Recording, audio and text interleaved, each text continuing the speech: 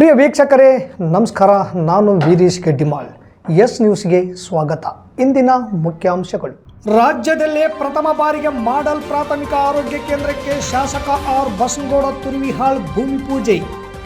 ವಿದ್ಯಾರ್ಥಿಗಳ ಜೀವನದಲ್ಲಿ ಬದ್ಧತೆ, ನಿರ್ದಿಷ್ಟ ಗುರಿ, ಯಶಸ್ವಿಗೆ ಮೊದಲ ದಾರಿ. ಡಾಕ್ಟರ್ ಕೆ ಖಾದರ್ ಭಾಷಾ. ವಿದ್ಯಾರ್ಥಿಗಳು ಸುಸಂಸ್ಕೃತ ಜೀವನ ನಡೆಸಿದಾಗ ಮಾತ್ರ ಯಶಸ್ಸು ಸಾಧ್ಯ. Professor H T Pote. ಕುರುಬರ ಸಂಘ, ಕನಕ ನೌಕರರ ಸಂಘದಿಂದ ಪ್ರತಿಭಾವಂತ ವಿದ್ಯಾರ್ಥಿಗಳಿಗೆ ಹಾಗೂ ಸಾಧಕರಿಗೆ ಸನ್ಮಾನ. ತುರ್ವಿಹಾಳ್ ಪೊಲೀಸ್ ಠಾಣೆ ಪಿಎಸ್ಐ ಸುಜಾತಾ ನಾಯಕ್ ಕಾರುಣ್ಯಾಶ್ರಮಕ್ಕೆ ಭೇಟಿ, ಆಹಾರ ವಸ್ತುಗಳ ವಿತರಣೆ.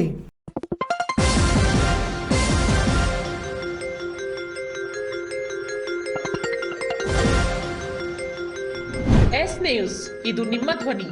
ವಾರ್ತೆಗಳ ವಿವರ. ಗುಂಡಾ ಗ್ರಾಮದಲ್ಲಿ ರಾಜ್ಯದಲ್ಲೇ ಪ್ರಥಮ ಬಾರಿಗೆ 4 ಕೋಟಿ ವೆಚ್ಚದಲ್ಲಿ ಮಾಡೆಲ್ ಪ್ರಾಥಮಿಕ ಆರೋಗ್ಯ ಕೇಂದ್ರ ಸ್ಥಾಪನೆಗೆ ಸರ್ಕಾರ ಅಸ್ತು ಹೊಂದಿದೆ. ಇಡೀ ದೇಶದಲ್ಲೇ ಪಂಚ ಗ್ಯಾರಂಟಿಗಳನ್ನು ಸಮರ್ಪಕವಾಗಿ ಜನರಿಗೆ ಅನುಷ್ಠಾನ ಮಾಡಿದ್ದು ರಾಜ್ಯ ಸರ್ಕಾರದ ಸಾಧನೆ ಎಂದು ಶಾಸಕ ಆರ್ ಬಸನಗೌಡ ತುರ್ವಿಹಾಳ್ ಹೇಳಿದರು. ತಾಲೂಕಿನ ರತ್ನಾಪುರ ಹಟ್ಟಿಯಲ್ಲಿ 2 ಶಾಲಾ ಕೊಠಡಿ ಹಾಗೂ ಗುಂಡಾ ಗ್ರಾಮದ ಹೊರವಲಯದಲ್ಲಿರುವ ಸರ್ಕಾರಿ ಶಾಲೆ ಪಕ್ಕದಲ್ಲಿ ಪ್ರಾಥಮಿಕ ಆರೋಗ್ಯ ಕೇಂದ್ರ ಕಟ್ಟಡಗಳಿಗೆ ಶಾಸಕ ಆರ್ ಬಸನಗೌಡ ತುರ್ವಿಹಾಳ್ ಶನಿವಾರ ಭೂಮಿ ಪೂಜೆ ನೆರವೇರಿಸಿ ಮಾತನಾಡಿದ ಅವರು, ಬರೀ ಚುನಾವಣೆಗೋಸ್ಕರ ಹಿಂದೂ ಮುಸ್ಲಿಂ ಎಂಬ ಭಾವನೆ ತಂದು ಮತಗಳನ್ನು ಒಡೆಯುವಂತಹ ಕೆಲಸ ಬಿಜೆಪಿ ಮತ್ತು ಅವರ ಬೆಂಬಲಿಗ ಪಕ್ಷದವರು ಮಾಡುತ್ತಿದ್ದಾರೆ. ಈ ದೇಶದ ಪ್ರಧಾನಿ ಮೊದಲ ಬಾರಿಗೆ ಚುನಾವಣೆಯಲ್ಲಿ ವರ್ಷಕ್ಕೆ 1 ಕೋಟಿ ಉದ್ಯೋಗ ಸೃಷ್ಟಿ ಮಾಡುವುದರ ಜೊತೆಗೆ ಪ್ರತಿಯೊಬ್ಬರ ಅಕೌಂಟಿಗೆ ಪ್ರತಿ ವರ್ಷ 25 ಲಕ್ಷ ಹಣ ಹಾಕುತ್ತೇವೆ ಎಂದು ಸುಳ್ಳು ಹೇಳಿ ಅಧಿಕಾರಕ್ಕೆ ಬಂದರು. ಕಳೆದ 12 ವರ್ಷವಾದರೂ ಇದು ಯಾವುದನ್ನೂ ಮಾಡಲಿಲ್ಲ. ನಾವು ಹಿಂದೂಗಳೇ ಸ್ವಾಮಿ. ಕಳೆದ 70 ವರ್ಷಗಳ ಕಾಲ ಕೆಲಸ ಮಾಡಿ ಹಿಂದೂಗಳನ್ನು ರಕ್ಷಣೆ ಮಾಡಿದ್ದು ಇದೇ ಕಾಂಗ್ರೆಸ್ ಸರ್ಕಾರದ ಇಂದಿರಾ ಗಾಂಧಿ, ಜವಾಹರ್ಲಾಲ್ ನೆಹರು ಅವರು. ನದಿ ಜೋಡಣೆ ಮಾಡುತ್ತೇವೆಂಬ ಮಾತು ಎಲ್ಲಿ ಹೋಯಿತು?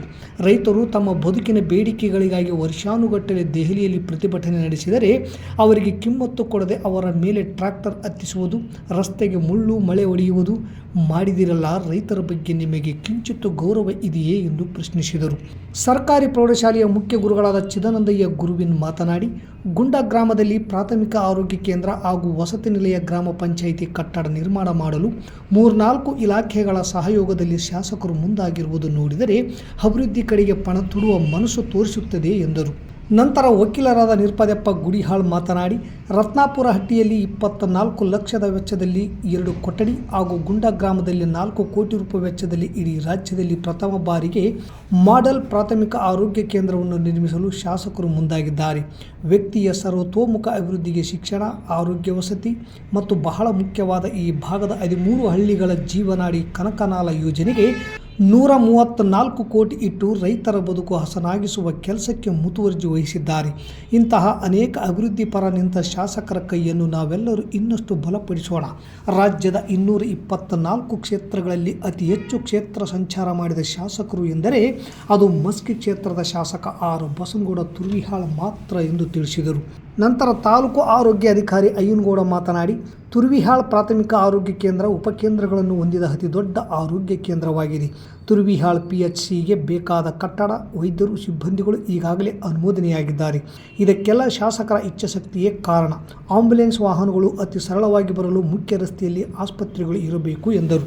ಈ ಸಂದರ್ಭದಲ್ಲಿ ಕೆಪಿಸಿಸಿ ಸದಸ್ಯ ಸಿದ್ದನಗೌಡ ಮಾಟೂರು, ಹನುಮಂತಸ್ವಾಮಿ, ಮಲ್ಲನಗೌಡ ಗುಂಡ, ಪಂಪನಗೌಡ ಜಾಲಿಹಾಳ್, ರಾಮಣ್ಣ ಬಡಿಗೇರ್, ಕಲ್ಮಂಗಿ, ದಿನೇಶ್ ಗೌಡ, ಚನ್ನನಗೌಡ, ಮೂಕಣ್ಣ, ಸೋವಿದ್ನಾಥ್ ಭೋಗಾಪುರ, ಛತ್ರಪ್ಪ, ಮಲ್ಲಿಕಾರ್ಜುನ್, ಅಯ್ಯನಗೌಡ, ಆರೋಗ್ಯ ಇಲಾಖೆ AEE ಲಕ್ಷ್ಮೀನಾರಾಯಣ ರೆಡ್ಡಿ, PDO ಸುಧೀರ್, ಪ್ರಾಥಮಿಕ ಆರೋಗ್ಯ ಕೇಂದ್ರದ ವೈದ್ಯ ವಿರೂಪಾಕ್ಷಪ್ಪ ಹಾಗೂ ತುರ್ವಿಹಾಳ ಆರೋಗ್ಯ ಮತ್ತು ಪೊಲೀಸ್ ಇಲಾಖೆ ಅಧಿಕಾರಿಗಳು, ಸಿಬ್ಬಂದಿಗಳು, ಗ್ರಾಮಸ್ಥರು ಭಾಗವಹಿಸಿದ್ದರು. ಚುನಾವಣೆಗೋಸ್ಕರ ಹಿಂದೂ ಮುಸ್ಲಿಮ್ಸ್ ಅನ್ನುವಂಥ ಭಾವನೆಗಳನ್ನು ತಂದು ಇವತ್ತು ಮತವನ್ನು ಹೊಡಿಲಿಕ್ಕೆ ಮಾಡ್ತಾರೆ ವಿನ ಮತ ಗೆದ್ದ ಮೇಲೆ ಇವತ್ತು ಯಾವುದೇ ಅಭಿವೃದ್ಧಿ ಕಡೆ ಚಿಂತನೆ ಮಾಡ್ತಾ ಇಲ್ಲ. ಇವತ್ತು ಸಾಮಾನ್ಯ ಈ ರಾಜ್ಯದ, ಈ ದೇಶದ ಪ್ರಧಾನಮಂತ್ರಿಗಳು ಮೊದಲನೇ ಬಾರಿ ಗೆಲ್ಲಬೇಕಾದಾಗ ಏನು ಹೇಳಿದರು? 100 ಕೋಟಿ 1 ಕೋಟಿ ಉದ್ಯೋಗವನ್ನು ಸೃಷ್ಟಿ ಮಾಡ್ತೀವಿ ಅಂತ ಹೇಳಿದರು ಪ್ರತಿ 1 ವರ್ಷ. ಆಮೇಲೆ 25 ಲಕ್ಷ ಪ್ರತಿಯೊಬ್ಬರಿಗೆ ಅಕೌಂಟ್ಗೆ ತರ್ತೀನಿ ಅಂತೇಳಿ ಎಲ್ಲರೂ ಕೂಡ ಅಕೌಂಟ್ ತೆಗೆಸಿದ್ರು. ಯಾರಿಗೆ ಕೊಡಲಿಕ್ಕಾಗಿ ಸ್ವಾಮಿಗೆ? ನಮ್ಮ ಯುವಕರಿಗೆ ಹಿಂದೂ ಅನ್ನುವಂಥದ್ದು, ನಾವು ಹಿಂದೂಗಳೇ ಹಿಂದೆ 70 ವರ್ಷ ಕೆಲಸ ಮಾಡಿದಾಗ ಕಾಂಗ್ರೆಸ್ ಸರ್ಕಾರ ಶ್ರೀಮತಿ ಇಂದಿರಾ ಗಾಂಧಿ, ನೆಹರು ಮಂತಂದವರು ಅಧಿಕಾರ ಮಾಡಿದಾಗ ಕೂಡ ಹಿಂದೂಗಳ ರಕ್ಷಣೆ ಮಾಡಿರ್ತಕ್ಕಂಥದ್ದು ಕಾಂಗ್ರೆಸ್ ಸರ್ಕಾರನೇ. ಈಗ ಹೇಳ್ತಾ ಇದ್ದಾರೆ ಇವರೆಲ್ಲ, ಈಗ ಬಂದು ಇದು 10-11 ವರ್ಷದಲ್ಲಿ ಬಂದಿದ್ದಾರೆ ಇವರು. ಯಾವುದೇ ಆ ಥರವಾದಂಥ ಇದನ್ನು ಅಭಿವೃದ್ಧಿಗಳನ್ನು ಅವರಿಂದ ಮಾಡೋಕ್ಕಾಗಿಲ್ಲ. ಒಂದೇ ಒಂದು ಡ್ಯಾಮನ್ನು ನದಿ ಜೋಡಣೆಗಳನ್ನು ಮಾಡ್ತು ಅಂತ ಹೇಳಿದ್ರು ಅವ್ರು ಪ್ರಥಮವಾಗಿ ಬಂದಾಗ. ಒಂದೂ ನದಿ ಜೋಡಣೆ ಮಾಡಲಿಲ್ಲ. ರೈತರ ಬಗ್ಗೆ ಡೆಲ್ಲಿಯಲ್ಲಿ ನೋಡಿದ್ರೆ ರೈತ ಸ್ಟ್ರೈಕ್ ಕೂತ್ರೆ ಅವ್ರ ಮೇಲೆ ಟ್ಯಾಕ್ಟ್ರಿನ ಹಚ್ಚುವಂಥ ಕೆಲಸ ಮಾಡಿದ್ರು.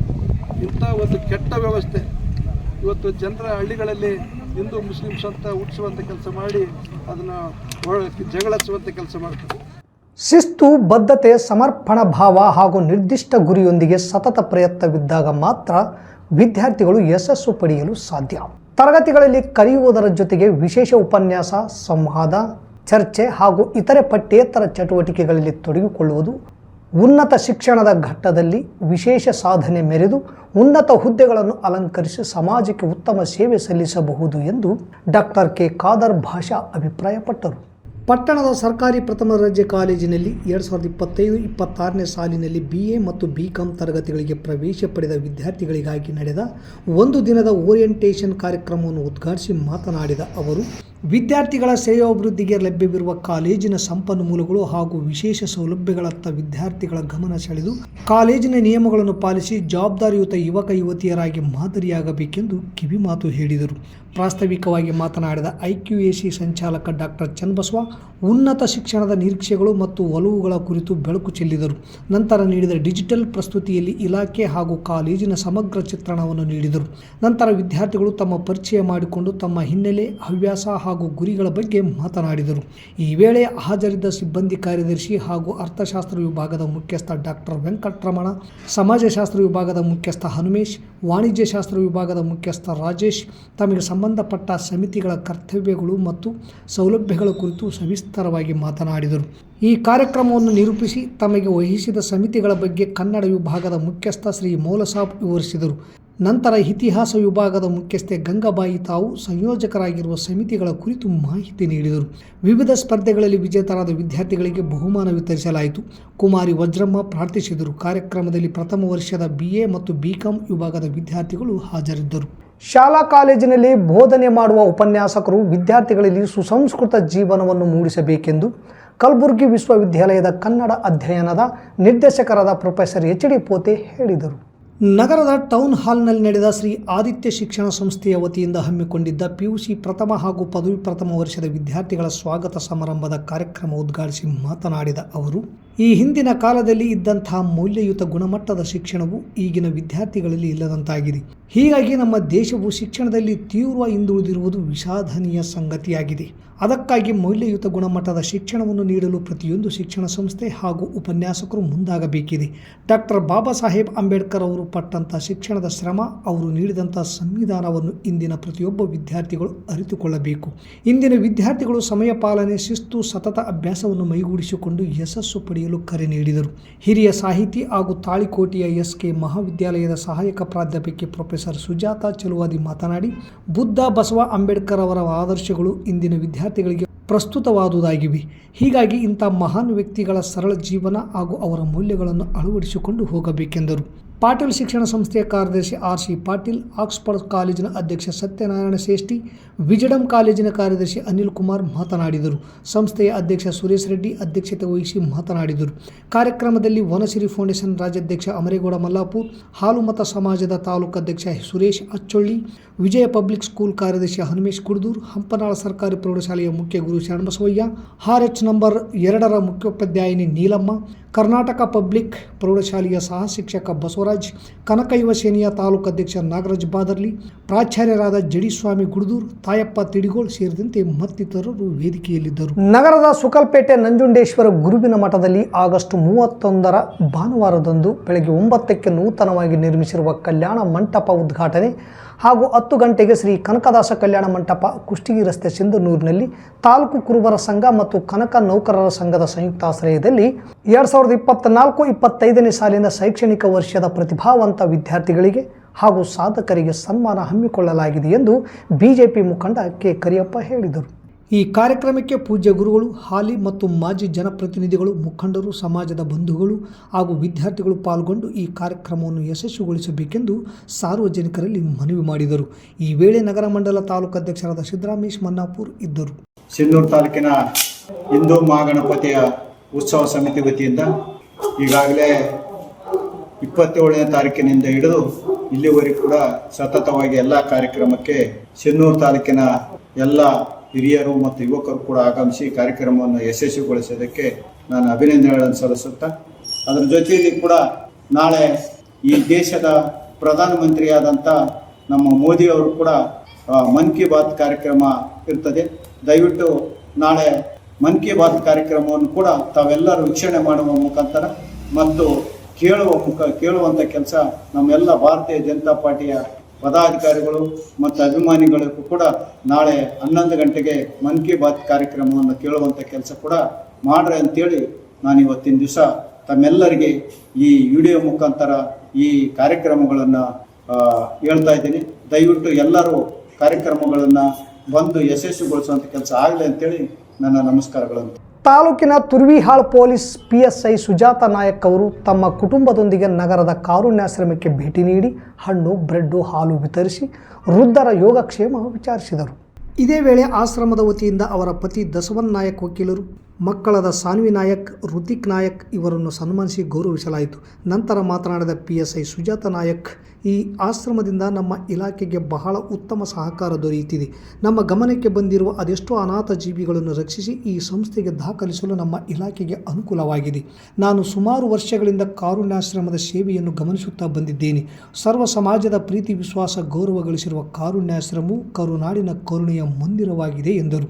ನಂತರ ದಸವನ್ ನಾಯಕ್ ವಕೀಲರು ಮಾತನಾಡಿ, ಕಾರುಣ್ಯ ಎನ್ನುವ ಪದಕ್ಕೆ ಸಂಪೂರ್ಣ ಅರ್ಥ ಕಲ್ಪಿಸಿಕೊಟ್ಟು ಕರುಣೆಯ ಮಂದಿರವಾಗಿ ಕರುನಾಡಿನಲ್ಲಿ ಸಾಧಕರಿಗೆ ಸ್ಫೂರ್ತಿಯಾಗಿ ಕಾರುಣ್ಯ ಆಶ್ರಮದ ಸೇವೆ ಜರುಗುತ್ತಿದೆ.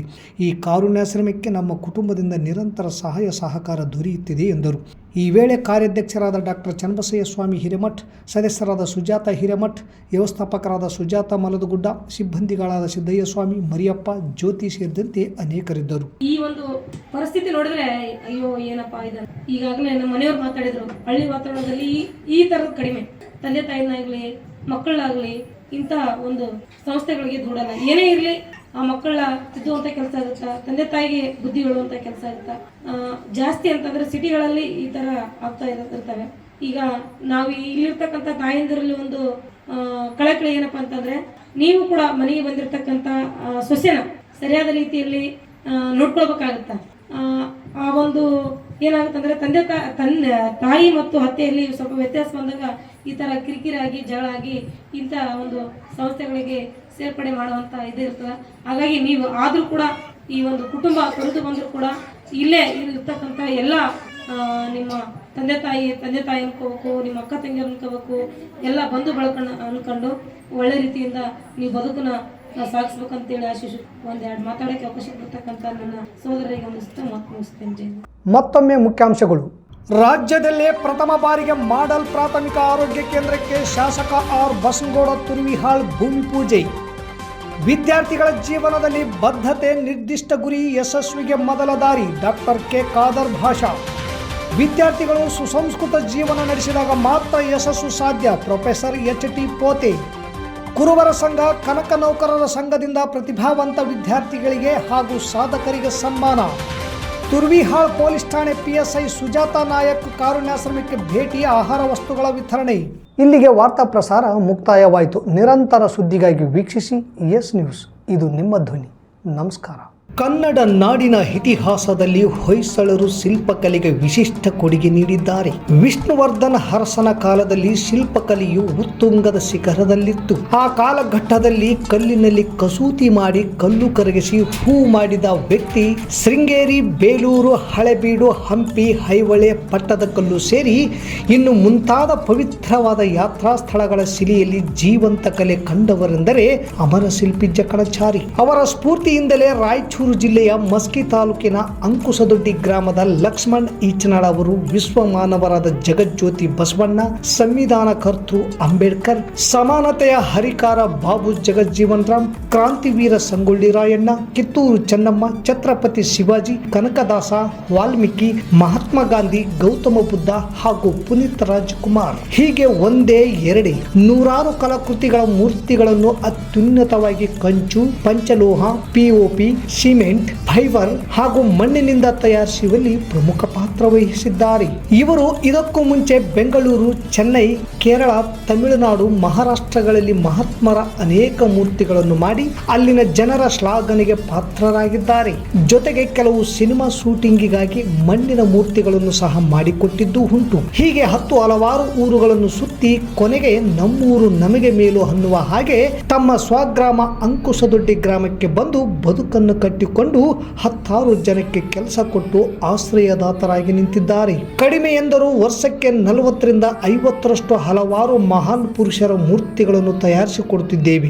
ಬೆಂಗಳೂರು, ಹಾಸನ್, ಮಂಗಳೂರು, ಕೋಲಾರ, ಚಿತ್ರದುರ್ಗ, ತುಮಕೂರು, ಪಿರಿಯಾಪಟ್ಟಣ, ದಾವಣಗೆರೆ, ಕಲಬುರಗಿ, ಬೀದರ್, ರಾಯಚೂರು ಸೇರಿದಂತೆ ರಾಜ್ಯ ಮತ್ತು ದೇಶದಾದ್ಯಂತ ಅನೇಕ ರಾಜ್ಯಗಳಿಗೆ ಇಲ್ಲಿ ತಯಾರಿಸುವ ಮಹಾನ್ ವ್ಯಕ್ತಿಗಳ ಮೂರ್ತಿಗಳನ್ನು ಕೊಂಡೊಯ್ಯುತ್ತಿದ್ದಾರೆ. ಅಷ್ಟು ಬೇಡಿಕೆ ಇದೆ. ಕಾರಣ ಕೆಲಸದಲ್ಲಿ ನೈಪುಣ್ಯತೆ, ಜಾಗರೂಕತೆ, ಸಮಯ ಪರಿಪಾಲನೆ, ಹೇಳಿದ ಹಾಗೆ ಕಲಾಕೃತಿಗಳನ್ನು ರಚಿಸುವುದು ಕುರಿತಾಗಿ ಮುಂತಾದ ಬೇಡಿಕೆಗೆ ಸ್ಪಂದಿಸಿ ಕಾರ್ಯಗತಗೊಳಿಸುವುದಕ್ಕೆ ನಾವು ಸದಾ ಮುಂದು ಅನ್ನುತ್ತಾರೆ ಅಂಕುಶದೊಡ್ಡಿಯ ಕಲಾಕಾರ ಲಕ್ಷ್ಮಣ್ ಹಿಚನಾಳ್. ಉತ್ತಮ ಮೂರ್ತಿಗಳಿಗಾಗಿ ಒಮ್ಮೆ ಭೇಟಿ ಕೊಡಿ ರಾಯಚೂರು ಜಿಲ್ಲೆಯ ಮಸ್ಕಿ ತಾಲೂಕಿನ ಅಂಕುಶದೊಡ್ಡಿ ಗ್ರಾಮದ ಕಾರ್ತಿಕರಾಯ ಹಾರ್ಟ್ಸ್ಗೆ. ದೂರವಾಣಿ ಸಂಖ್ಯೆ 8088388202.